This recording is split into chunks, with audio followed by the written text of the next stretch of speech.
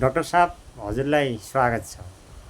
हजुर नमस्ते, यहाँलाई पनि स्वागत गर्न चाहन्छु। अब डाक्टर साहब भनेर मात्रै भएन, हजुरको परिचय दिनु न। मेरो डाक्टर सूर्यबहादुर कार्की, यो इन्स्टिच्युट अफ नेचरल मेडिसिनको चेयरम्यान पनि छु र यस संस्थाको यहाँ प्रमुख चिकित्सक पनि छु। हजुरहरूले दुईटा पद्धतिबाट उपचार गर्नुहुँदो रहेछ, त्यसका बारेमा स्पष्ट पारिदिनु न। घिमिरेजी, यो दुईटा पद्धतिको बारेमा हामीले उपचार गर्न सुरु गरेको गुरु सीमान्त केसीजीले 5-6 वर्ष अगाडिदेखि नै लौकिक विधा भनेर अलौकिक विधा भनेर उहाँले विभिन्न ठाउँमा शिविरहरू आफ्नो तरिकाबाट गर्दै आउनुभएको थियो र त्यस सिलसिलामा मैले 2 वर्ष अगाडि उहाँसँगको केही कारणवश भेटघाट भयो। मेरा पनि केही समस्या थिए मेरा आफ्नो मान्छेलाई, र त्यो समस्या मैले लगेर उहाँकोमा राखेँ र राखेपछि त्यो समस्याबाट मेरो मान्छेहरूले छुटकारा पाएपछि मैले पनि यो विधालाई अलिकति खोजको रूपमा लगेर यसलाई व्यवस्थित रूपले लान सक्यो भने नेपालका मात्रै होइन संसारका 8 मान्छेलाई फाइदा दिन सकिन्छ भन्ने जुन सोच आयो, त्यसपछि मैले स्वास्थ्य मन्त्रालयबाट 2081 साल चैत 8 गतेका दिन विधिवत स्वीकृतिले सञ्चालन गर्दै आयो र त्यसपछि हामीले 7 प्रदेशमध्ये 4 प्रदेशमा सञ्चालन गऱ्यौँ। अहिले फेरि दोहोऱ्याउँदैछौँ। र यो विधि भनेको अलौकिक भन्नाले हामीले जुन आँखाले देख्न नसक्ने तर त्यो शक्तिले हर चिज परिचालन गरेको छ, सञ्चालन गरेको छ।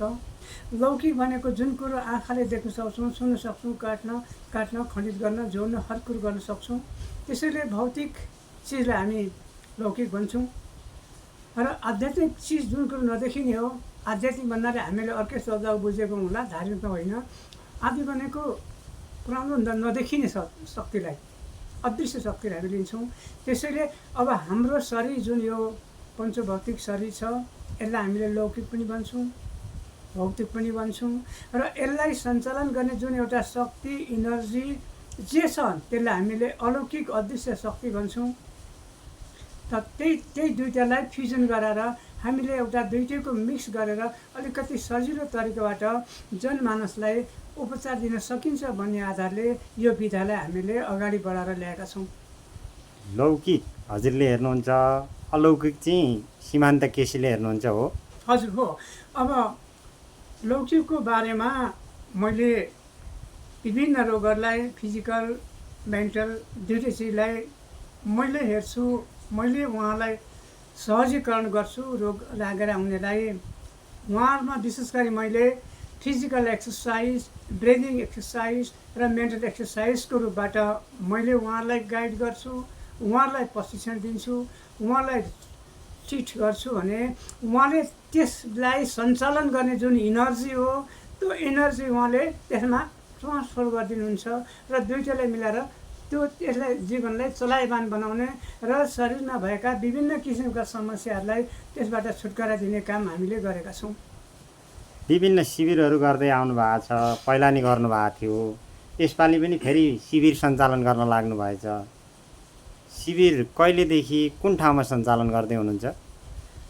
अन्य 5 ठाउँ त हामीले गरिसक्यौँ घिमिरेजी। अब हामीले 6औँ शिविरमा हामीले कोशी प्रदेशको धनकुटा जिल्ला पाख्रीबास नगरपालिका वडा नम्बर 4 मा पाख्रीबास नगरपालिकाका मेयर ज्ञानबहादुर गुरुङजीको निमन्त्रणामा हामीले त्यहाँ सञ्चालन गर्न गइरहेका छौँ र यसको व्यवस्थापन पनि उहाँले नै सम्पूर्ण व्यवस्थापन गर्नुभएको छ र यसको हामीले यही 2083 साल असार 25, 26, 27 गतेसम्म हामीले त्यो सञ्चालन गर्दैछौँ। सीमान्त केसी भनेको जो सामाजिक सञ्जाल टिकटकमा पनि नेपालमा रहेर विदेशका विभिन्न ठाउँहरूबाट अथवा नेपालकै दुर्गम ठाउँबाट पनि टिकटकमा जोडिएर उपचार लिने अथवा उपचार दिने सीमान्त केसी र हजुरको यो शिविरमा उपस्थित हुने गुरु उहाँ नै हुनु हो कि फरक हुनु हो? सीमान्त केसी र अलौकिक गुरु त अहिलेसम्म हामीले चाहिँ उहाँलाई नै देखेका छौँ। नेपालमा मात्रै होइन, अन्य मुलुकमा म 5 महादेशमा घुमिसकेको छु र त्यो सुन्ने अवसर मैले पाएको छुइनँ। मैले यही अवसर सुन्ने अवसर पाएर अब यो विधालाई चाहिँ गोलबलले लानुपर्छ भनेर गोलबल हिलिङ क्याम्प भनेर नै मैले यसलाई नामाकरण गरेर हामीले अनुमति लिएर यसलाई म्यान्डेट लिइसकेका छौँ। र यसमा अब नेपालको मात्रै होइन, विदेशका 5 महादेशमा बस्ने नेपाली मूल र अन्यहरूले पनि टिकटकमा हेरेकै माध्यमद्वारा पनि धेरैले स्वास्थ्य लाभ लिएको उहाँहरू बताउनुहुन्छ। हाम्रो प्रत्यक्ष रूपमा नभए नि अहिले मिडियाको रूपबाट चाहिँ उहाँले अब आज यस्तो रोग लागेको छ गुरुजी भन्ने अब अनि त्यो उहाँले जे निर्देशन दिनुहुन्छ, जो आई कन्ट्याक्ट गर्नुहुन्छ, त्यसपछि उहाँलाई 2-3 दिन पछाडि फेरि सम्पर्क गर्ने भन्नुहुन्छ। उहाँ आउँदा मलाई यति सजिलो भयो, यति सहज गर्नुभयो, यो हरायो भनेर उहाँले बोलेको कुरो हो। हामीसँग सो डाटा र त्यसको प्रमाणित भन्ने कुरो छैन। र नेपालको त मैले 4वटा शिविरमा म गएको छु। पहिलो 5वटामा पहिलो धरानमा गरियो, त्यहाँ चाहिँ धेरै पूर्वाञ्चलका मात्रै धेरै मान्छे आएका थिए। अनि त्यसै गरी हाम्रो चाहिँ उतापट्टि बाँकी जिल्लाको चाहिँ कोवलपुरमा त्यहाँ पनि पश्चिमका धेरै जिल्लाहरूबाट मान्छे उपस्थित भएका थिए। अनि त्यसै गरी गण्डकी प्रदेशको कास्की जिल्ला पोखरामा त्यहाँनिर पहाडी क्षेत्रका नि धेरै मान्छेहरू आउनुभएको थियो। अनि सुदूरपश्चिममा त चाइना र नेपालका उत्तरतिरका भेगका चाहिँ धेरै मान्छेहरू आउनुभयो, दिल्लीसम्मबाट आउनुभएको थियो। र त्यहाँ आउँदाखेरि अक्सर गरी लुला लङ्गडा बच्चाहरू, बोल्न नसक्ने अनि हातखुट्टा नचल्ने, बोली नहुने, अब यस्ता मान्छेहरू पनि थिए। प्यारालाइज परिवारका धेरै रोगहरू यस्ता आएका थिए। अनि यहाँ त सामान्य रोग त भइ नै हाले। अब त्यस्तो जमघट थियो। अनि त्यसपछि बर्दियामा नि त्यसै अनुसारको थियो। अब यहाँ कति ठाउँबाट आउनुहुन्छ, अहिले बर्खाको समय छ, अब असारको महिनामा छ, खेतमा चाहिँ धान लाउने बेला, अब यस्तो अवस्था छ, कति आउनुहुन्छ, यसमा हामी यति नै हुन्छन् भन्न त हामी सक्दैनौँ। तर उहाँलाई यदि त्यस्तो समस्या छ भने तपाईँहरूले यहाँबाट काठमाडौँमा गएर जुन सेवा लिन जानुहुन्छ, तपाईँहरूको बस भाडा नै हिलेबाट काठमाडौँ जाँदाखेरि 2500 रुपियाँ, जाँदा आउँदा 2500 500 रुपियाँ, त्यहाँ खाने बस्ने गर्दा 10-15 हजार रुपियाँ खर्च हुन्छ भने केवल तपाईँहरू ती नजिकै भएको हुनाले थोरै तपाईँलाई आर्थिक अवस्था नै सहुलियत होस् भनेर हामीहरूले विभिन्न जिल्ला, विभिन्न प्रदेशमा हामीले चाहिँ शिविर सञ्चालन गर्दै हिँडेका छौँ।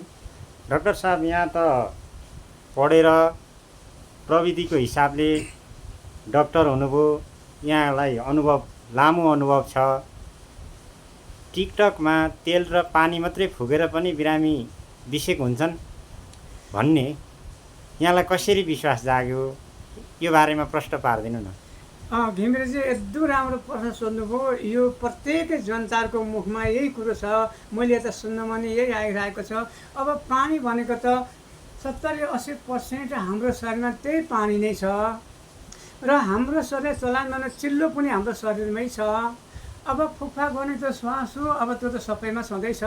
र अर्को कुरो जुन एउटा के अझै उहाँले जो आवाज बाहिर निकाल्नुभएको छ बुझ्नुभएको छैन भने एउटा आई कन्ट्याक्ट, आँखाले आँखाबाट अर्कोमा हेरेर इनर्जी ट्रान्सफर गर्ने जुन एउटा सिस्टम छ, त्यो कुरोको सायद अलिकति अभाव होला कि भन्ने चाहिँ मैले अब यो कुरो गर्न चाहन्छु। त्यसैले हाम्रो शरीरमा जुन कुरोको कमी छ त्यो कुरोको पुरा कसरी गर्छौँ र हाम्रा शरीरका विभिन्न अङ्गहरूले सन्तुलित रूपमा काम गरेको अवस्थामा हामी स्वस्थ रहन्छौँ। स्वस्थ भन्छौँ भने तिनै अङ्गहरू असन्तुलित भएर काम गर्न छोडेको अवस्थामा हामी अस्वस्थ भन्छौँ। त्यो अस्वस्थलाई स्वस्थ पार्ने जुन हामीले क्रियाकलाप काम गरिन्छ त्यसैलाई उपचार भनिन्छौँ। यही नै हो गिरिजी, मैले जानेको बुझेको। अब यहाँलाई विश्वास लाग्छ भने यो त विज्ञान र प्रविधिको चुनौतीका रूपमा आएको बुझिन्छ नि। हो, अब त्यो कुरो चुनौतीका रूपमा बुझ्ने र उहाँहरूले त्यही कुरो बुझ्छन्, तर हामीले अर्कै कुरो बुझेका छौँ। अब उहाँहरू के भन्नुहुन्छ भने सत्य मात्रै सत्य, असत्य सत्य होइन भन्नुहुन्छ। हामी के भन्छौँ, सत्य पनि सत्य, असत्य नै सत्य नै हो। तर कुन ठाउँमा भन्दाखेरि असत्य ठाउँमा त सत्य हो, सत्य सत्य हो। त्यसैले अब यो चिजलाई हामीले त्यो त्यसरी बुझ्दै खण्डाउँदा एकदम सजिलो हुन्छ। जसले जे बुझेको छ उसले त्यही कुरो बोल्ने हो, जसले जे देखेको देखेको छ उसले त्यही कुरोको व्याख्या गर्ने हो, जसले जे सुनेको छ उसले त्यही कुरो बोल्ने हो, जसलाई जस्तो किसिमको खाएको कुरो पच्छ उसले त्यही कुरो खाने हो। यति त हो नि घिमिरेजी यसमा, अन्यथा धेरै कुरो यसमा वाद विवाद चर्काउने डिस्कस गर्ने मैले त अवश्य देखेको छुइनँ। कुन रोगको उपचार हुन्छ डाक्टर साहब पर्सि शिविरमा? अब विशेष गरी हामीले चाहिँ यहाँ हेर्ने गर्छौँ, म चाहिँ अब आधुनिक चिकित्साको विज्ञानको म डक्टर होइन, म योको प्राकृतिक चिकित्साको त्यही क्षेत्रबाट काम गर्दै आएको। लगभग 2034 सालदेखि अहिलेभन्दा कति हो 50-52-54 वर्ष कति भइसकेको छ यो विधामा मैले बिताएको र यो विधालाई लिएर लगभग 5 मादे जस्तो मैले विधामा घुमिसकेको छु, पेपर प्रेजेन्ट गरेको छु, सम्मेलन एटेन्ड गरेर धेरै कुरा हेरिसकेको छु। र त्यसैले हामीहरूले गर्ने भनेको अब कम्युनिकेबल डिजिज जो सर्वा रोगलाई हामी हेर्दैनौँ र नन कम्युनिकेबल डिजिज भन्छौँ अङ्ग्रेजीमा, जुन नसर्ने रोगहरू छन्। अब यिनीहरूको बारेमा हामीहरूले के हुन्छन् भने जनचेतना जगाउने र त्यस्तो हुनु नदिने के गर्नुपर्छ, के खानुपर्छ, कस्तो अवस्थामा गर्नुपर्छ भन्ने चिजलाई नै हामी लिन्छौँ। यसमा हामीले दुईवटा, एउटा मेन्टल डिजिज भन्छौँ जसलाई मानसिक रोग पनि भन्छौँ, अर्को फिजिकल डिजिज भन्छौँ जसलाई शारीरिक रोग पनि भन्छौँ। अब शारीरिक रोगमा ग्यास्ट्रिक लिएर पोलियो प्यारालाइसिस यस्ता धेरै रोगहरू छन् जो मेन्टल रोगमा अब अहिलेको अल्जाइमर, डिमेन्टिया अनि यसपछि डिप्रेसन धेरै रोगहरू छन्। अब यो विधालाई अब अरू पद्धतिमा औषधि दिएर सप्रेस गरेर दबाएर राखिन्छ भने हामीले त्यसलाई त्यो भित्र जमेका विकारहरूलाई हामीले हिलिङद्वारा बाहिर फाल्ने काम गर्छौँ र उहाँलाई पहिला जस्तो थियो त्यो अवस्था बनाउने काम गर्छौँ। फरक यति हो घिमिरेजी। पहिला सीमान्त केसीको उपचार विधिलाई लिएर विभिन्न विषयमा विवाद हुँदै आएको थियो, कानुनी हिसाबका विवाद पनि सुनिन्थे। अहिले के छ, के प्रक्रियामा जानुभयो? कानुनी हिसाबमा तपाईँहरू के गर्नुभएको छ? राज्यलाई तपाईँहरूको गतिविधि, तपाईँहरूले गरेको उपचारको पद्धतिका विषयमा राज्य जानकार छ?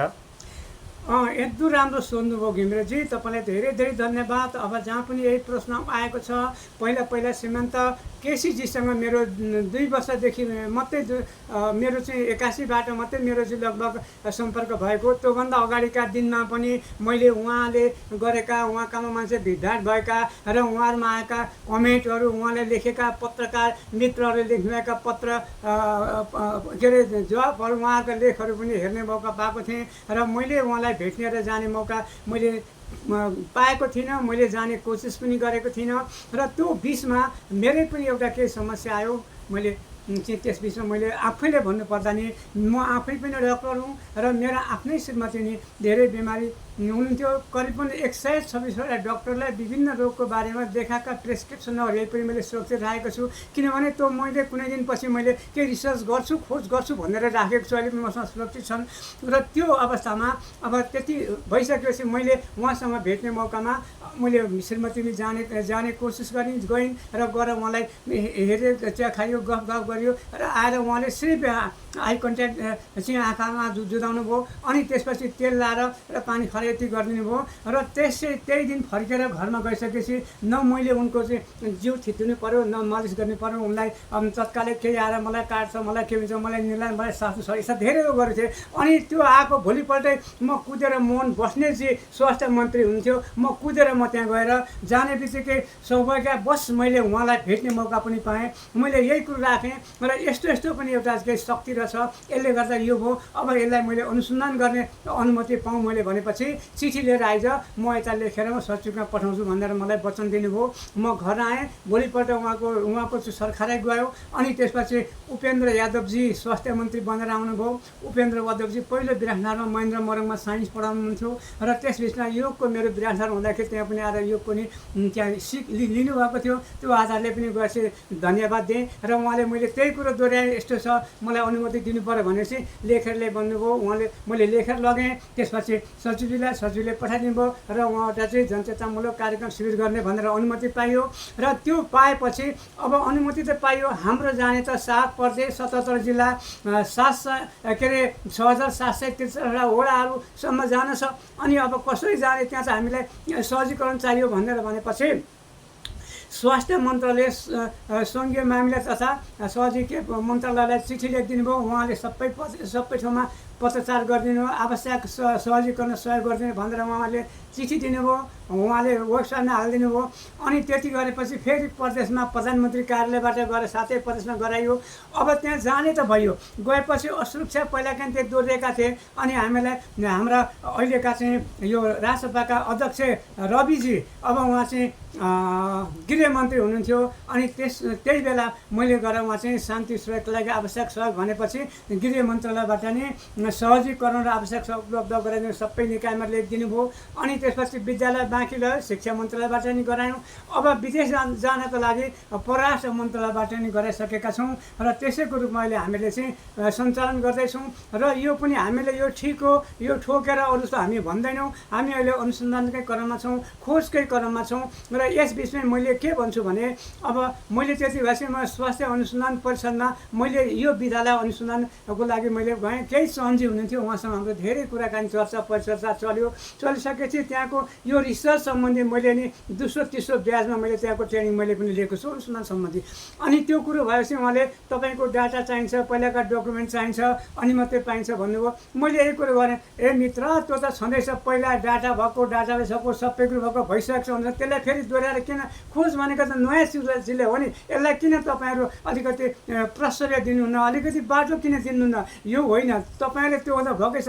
अब मलाई एउटा के याद आयो भने मथुरा श्रेष्ठजी चाहिँ स्वास्थ्य मन्त्री हुँदाखेरि WHO ले डायरियाको रिसर्च गर्न लागेको थियो। हामीले जडीबुटीका रिसर्चका पसल बनाइदियौँ। तर होइन, आधुनिक चिकित्साका डाक्टर साहबहरूले चाहिँ रिसर्च गर्ने हुनुभयो। उहाँले नुन चिनी पानी बनाएर रिसर्चको त्यही कुरो त पहिल्यै भइसक्यो। अब यस्ता पद्धतिहरू, यस्ता सिस्टमलाई चाहिँ यो चाहिँ तोडिनुपर्छ, यसलाई फालिनुपर्छ, नयाँ चिजको चाहिँ हुनुपर्छ भन्ने मात्रै मेरो मान्यता छ। म अहिले पनि भन्छु, कुनै पनि डाटा भएको, कुनै पनि इभिडेन्स भएको त भइसकेको छ, त्यसलाई किन खोजेर पैसा खर्च गरेर समय खर्च गरेर दुःख दिने काम किन गर्नु छ भनेर म अहिले पनि म वैज्ञानिकलाई म यही प्रश्न राख्छु, प्रोफेसरलाई पनि यही प्रश्न राख्छु, शिक्षकलाई पनि म यही प्रश्न राख्छु घिमिरेजी। अब त्यो गलत चिज त हुनु हुँदैन।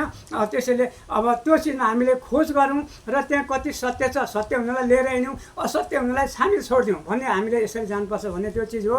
र एउटा 4वटा डिग्री हुनेले कहाँमा जाँदा त्यो पेसेन्ट ठिक हुँदैन, छटपटाउँछ, उसको ठिक भएन भने अब यो मैले भनेको होइन। यहाँ धेरै दाहिने खुट्टो काट्न चाहिँ अपरेसन थिएटरमा लानेको देब्रे काटेर आएको छ, देब्रे किडनी दाहिने आएको छ, महिलाको पाठेघरलाई किडनी भएर आएका छन्। अब त्यहाँ चाहिँ हेर्दैन, एउटा सीमान्त केसीले फुकेर चाहिँ मान्छे ठिक भएर आएँ, म ठिक भएँ भन्दा चाहिँ त्यहाँ चाहिँ हेरिन्छ, त्यहाँ चाहिँ कानुन लाग्छ। यो गलत चिज छ। यस्ता गलत परम्परा, गलत संस्कार तोडिनुपर्छ। कानुन छैन भने कानुन बनाउनुपर्छ भन्ने चाहिँ म जोरदार म यहीबाट चाहिँ घिमिरेजी म गभर्मेन्टसँग माग गर्न चाहन्छु। कानुन बनाउने निकायसँग माग गर्न चाहन्छु र जनताहरूलाई तपाईँहरूले जहाँ पनि गएर तपाईँले स्वतन्त्र रूपले स्वास्थ्य लाभ दिन सक्नुपर्छ, तपाईँ स्वस्थ रहन पाउनुपर्छ भन्ने चाहिँ म आग्रह गर्न चाहन्छु घिमिरेजी। डाक्टर साहब, अब शिविरतिरै केन्द्रित हौँ। यो शिविर आगामी 25देखि सञ्चालन हुन्छ भन्नुभयो। कुन कुन रोगको उपचार हुन्छ डाक्टर साहब त्यहाँ? त्यहाँ त अब मैले लगभग हामीले एउटा लिस्ट तयारी गरेका छौँ। त्यहाँ लिस्ट रासिन्छ। 54 रोगलाई हामीले सामान्य लिएका छौँ। सबै रोग उपचार भन्दाखेरि हामीले इन्जेक्सन दिएर अपरेसन गरेर सबै गर्ने होइन। अब ग्यास्ट्रिकका रोग भएका मान्छे आउनु, धेरै चिज जिन्दगीभरि ग्यास्ट्रिक रोग हुन्छ, यसको उपचारै छैन भन्नुहुन्छ। हामी ग्यास्ट्रिक रोगै होइन, ग्यास्ट्रिकलाई उपचारै गर्नै पर्दैन। तपाईँ खानपानमा अलिकति गर्नु, 2-4 व्यायामहरू गर्नुहोस् र भनेर हामी त्यही कुरो त्यहाँ सिकाउँछौँ। अब यस्ता मेन्टल डिजिजहरू पनि छन् होइन, फिजिकल पनि छन्, प्यारालाइज, पोलियो भएका त लगभग अहिले धेरै के अरे निर्मूल भएर गइसकेको छ। अब बच्चाहरू हातखुट्टा नचल्ने बच्चा आउँछन्, नबोल्ने बच्चाहरू आउँछन्, अनि हातखुट्टी चलाउन नसक्ने बच्चा आउँछन्, टाउको नचल्ने बच्चा आउँछन्। अब सोच्छौँ के भएर अब जन्मेपछि काहीँ ज्वरो आयो, कोही सिटामल दियो, काहीँ के। अब यस्ताको रिकर्ड छ। करिबन मैले पश्चिम तरिका 4वटा शिविरमा हेर्दाखेरि 553वटा त्यस्तो बच्चाको रेकर्ड तयारी गरेर राखेको छु। र त्यो बच्चाहरूलाई चाहिँ अब कति ठाउँ आमा बाबुले अब उल्टे उपचार गरेर झन् रोग थपेर अब जिन्दगीभरि यस्तै भनेर भन्ने एउटा फेरि शब्द पाएका छौँ। अब त्यो उहाँले त्यही भन्नुहुन्छ। त्यसको लागि एउटा 10 दिने प्याकेज बनाएर उहाँलाई फिजिकल हामीले एक्सर्साइज अब के गर्नुपर्छ खानपानमा, अब अक्सर गरी त्यस्तोलाई ब्रेनबाटै त्यो भएका हामी पाउँछौँ। र त्यो किन भयो र त्यसलाई अलिकति रिभाइज गर्नको लागि, त्यसलाई अलिकति इम्पल्स अर्थात् प्रेरणा दिनको लागि र मतलब गर्न के गर्नुपर्छ 10 दिने प्याकेज बनाएर हामीले उहाँहरूका चाहिँ आफन्तलाई, आमा बाउ दाजुभाइ जो हुन्छ ल्याएर 10 दिनको हामी चाहिँ हाम्रै शिविरमा हाम्रो अर्को एउटा निकाय तयारी गरेर अनि हामीलाई त्यो सिकाएर हामीले उहाँलाई लान्छौँ। 1 महिना 2 महिना फलोअप गर्ने भन्ने हामी कोसिस गर्छौँ भने यो लौकिकबाट जान्छ अलौकिकमा गुरु श्रीमन्त केसीको हिलिङ इनर्जी आई कन्ट्याक्ट इनर्जीलाई पनि त्यसमा समावेश गरेर हामी लाने हामीले त्यो योजना बनाएका छौँ। डाक्टर साहब, त्यहाँ बिरामीहरू हजुरहरूको विधाबाट बिसेक भएन भने हस्पिटल जान प्रोत्साहन गर्नुहुन्छ कि हजुरहरूको उपचार पद्धतिबाट उपचार भएन भने त्यो बिमारीको अन्त उपचार सम्भव छैन, हजुरलाई के लाग्छ? होइन, हामी कहाँमा आउने त अक्सर गरी अरूतिर उपचार गर्दा गर्दा धन सम्पत्ति पनि सक्यो, जीवन पनि जीर्ण बनायो। अब त्यस्तोले निराश भएकाले के आशा छ कि भनेर त्यो उहाँको सानो रहेको आशाको केन्द्र लिएर आउने धेरै हुनुहुन्छ। अब त्यस्तोलाई हामीबाट हुने कुरो हामी गराउँछौँ, नहुनेलाई अब के अरे स्वर रोग त छुँदैनौँ। त्यस्तोलाई हामी के भन्छौँ, अब हाम्रो पहिलो एउटा प्रक्रिया पहिला सुरुमा त्यहाँ फार्मेसीमा भरेपछि श्रीमन्त गुरुजीकोमा जान्छन्, उहाँको हिलिङ लिइसकेपछि त्यहाँबाट अरू परेकोमा मैले जाँच गर्ने मेरोमा आउँछन्। अब मबाट नहुने हाम्रो अस्पताल छ, त्यो अस्पताल रेफर गर्छौँ, अर्थात् अन्य अस्पताललाई हामी फलाना ठाउँमा जानुहोस् है फलाना ठाउँ भनेर हामी रेफर गर्छौँ, उहाँहरूलाई हामी त्यसरी राख्दैनौँ। त्यस शिविर सञ्चालन हुने क्षेत्रका बिमारीहरूका लागि के भन्नुहुन्छ डाक्टर साहब? उहाँहरूलाई त्यो क्षेत्र मात्रै होइन, हाम्रो त क्षेत्र त सबै नेपालभरिकै आउनुहुन्छ। अब कति ठाउँको अहिलेको बर्खा छ, आउन सक्नुहुन्छ र सबैले उहाँलाई पनि हामीले तपाईँहरूकोले चाहिँ काठमाडौँ जानु पर्थ्यो, अरू ठाउँमा शिविर सञ्चालन गरेर त्यो ठाउँमा पुग्नु पर्थ्यो, तपाईँहरूकै घर दैलोमा आएको छ, तपाईँहरूले चाहिँ फाइदा लिनुहोस् भन्ने नै म चाहिँ उहाँलाई चाहिँ म आग्रह गर्न चाहन्छु, उहाँलाई निमन्त्रण गर्न चाहन्छु। त्यसैले जहाँ जहाँ सुविधा छ, सुविधा हुनेहरूलाई चाहिँ सबैलाई म निमन्त्रण गर्न चाहन्छु, स्वागत गर्न चाहन्छु यहाँलाई। डाक्टर साहब, यहाँ उमेरले पनि परिपक्व हुनुहुन्छ, हजुर कति वर्ष हुनुभयो? अब म के अरे 2001 साल भदौ 2 गते बिहिबार दिन जन्मेको भन्नुहुन्थ्यो हाम्रो हजुरमाहरूले। अब आमा त सानै 3 दिन खसिहाल्नुभयो, मैले अरू शब्द बुझ्न पाइनँ। र अब लगभग म भदौ 2 गतेदेखि 83मा म प्रवेश गर्छु होला। तर मेरो जो जाँगर काम गर्ने क्षमता भन्ने कुरो 25-30 वर्षकै छ। अब मैले पहाड पिँढीमा गएको छु, बाहिर पनि गएको छु। अब यस्तै छ मेरो लागि। अब यो मेरो के भने मेरो योग र प्राकृतिक छ, खानपानको देन हो। यसै गरी मलाई परमात्माको भनौँ, ईश्वरको भनौँ, प्रकृतिको पनि अब देन म मान्न चाहन्छु। लामो अनुभवको भण्डार रहनुभएका डाक्टर साहबसँग आज कुरा गर्ने मौका मिल्यो। यहाँलाई धेरै धेरै धन्यवाद छ डाक्टर साहब। मेरा मनमा खुल्दुली भएका, मेरा मनमा लागेका, मैले धेरै दुःख सुख गरेर चाहिँ बटुलेका अनुभव भएका स्किलहरूलाई पनि जनसमूहमा चाहिँ एउटा चाहिँ पुर्याइदिने एउटा चाहिँ जमर्को गरेर मेरो यो अफिसमा यहाँले चाहिँ पाउ कष्ट गर्नुभयो। मेरो यो अफिसमा मैले पढिरहेको मन ठान्छु र यो चाहिँ यसै गरी जसरी आउनुभयो यसै गरी जनताको बिचमा पुगोस् र यसै गरी मलाई फाइदा भन्ने चाहिँ म यति चाहिँ मैले चाहिँ यहाँलाई भन्दै आग्रह गर्दै यहाँलाई धन्यवाद दिन चाहन्छु। धन्यवाद।